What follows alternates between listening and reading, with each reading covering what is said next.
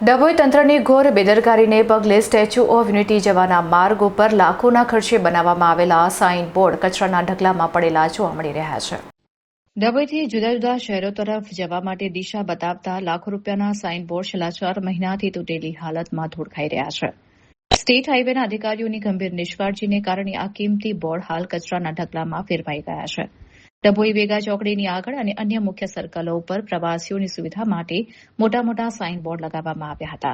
છેલ્લા 4 મહિનાથી આ બોર્ડ તૂટીને નીચે પડી ગયા હોવા છતાં હાઇવે વિભાગના કોઈ અધિકારીએ તેને સરખા કરવાની તસ્દી લીધી નથી.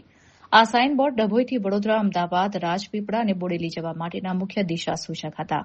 બોર્ડ ન હોવાને કારણે બહારથી આવતા પ્રવાસીઓ અને વાહન ચાલકો ભારે મુશ્કેલી અનુભવી રહ્યા છે અને રસ્તાઓ શોધવા માટે ભટકવું પડે છે. પ્રજાના ટેક્સના લાખો રૂપિયાના ખર્ચે ઉભા કરાયેલા આ સાઇન બોર્ડ આજે ભંગાર હાલતમાં પડ્યા છે. સ્ટેચ્યુ ઓફ યુનિટી જવાનો આ મુખ્ય માર્ગ હોવા છતાં જવાબદાર અધિકારીઓ આંખ આડા કાન કરી રહ્યા છે.